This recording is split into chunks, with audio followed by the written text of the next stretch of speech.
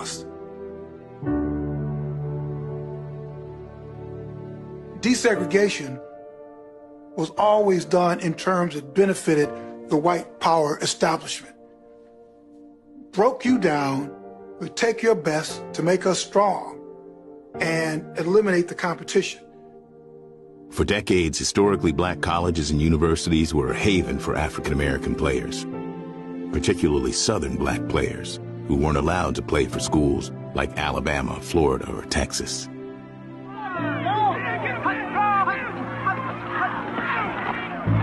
While HBCUs had limited financial resources, their teams regularly featured some of the country's best players. Come on, come on! Integration changed all that. In American society, integration takes place in the hands of white institutions. Major college football integration begins to look like that in the sense of sort of, not bringing HBCU teams into your conference, but instead just sort of allowing more and more elite black players into your programs and not caring that HBCU programs might suffer or eventually die because of that. HBCUs had always been part of what made college football great. Black colleges started playing the game in the early 1890s, and by the 1920s produced stars like Ben Stevenson, a devastating running back for Tuskegee. Like the sport as a whole, HBCU football was dominated by high-powered coaches, Hall of Famers like Jake Gaither at Florida A&M and Eddie Robinson at Grambling, the first college coach to win 400 games.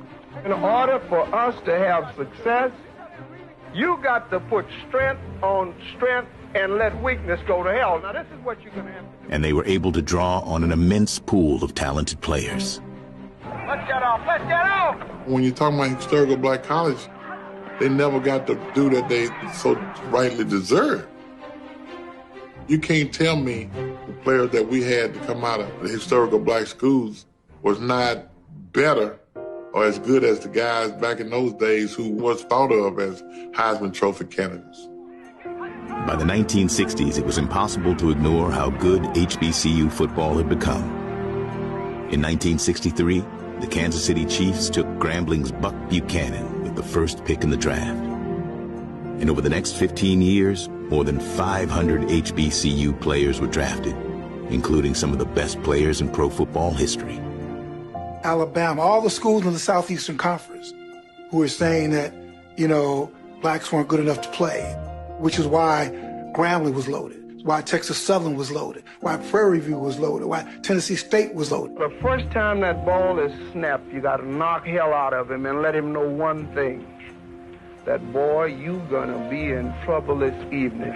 And the type of ball player you are, you should try to take his head off his shoulders. This was an era when Grambling was producing more players in the pros than Notre Dame. This was a golden era for black college football.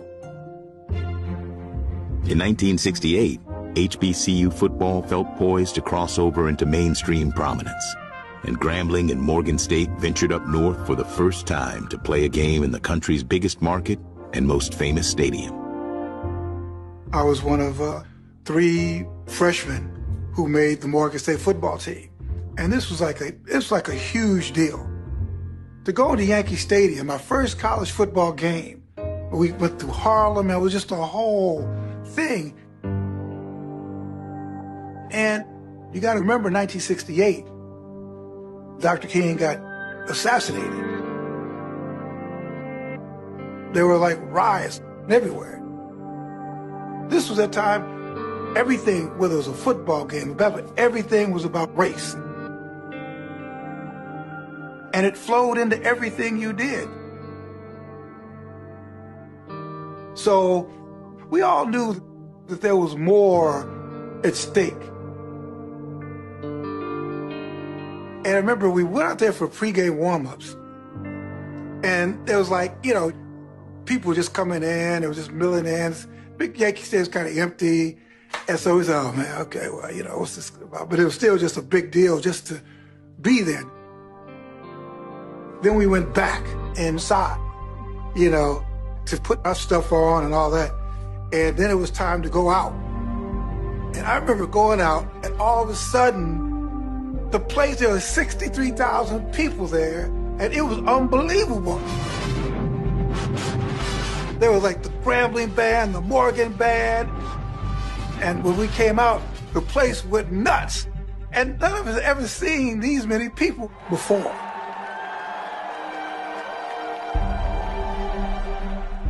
And these are all black folks in the stands. It was remarkable. It was the most emotional moment I'd been a part of, because people knew that this was a big deal, not only for us, but for black college football. It all merged. This was a black power, black pride, black consciousness. And the fact that we filled it up, we sold it out, and we had put on this great show.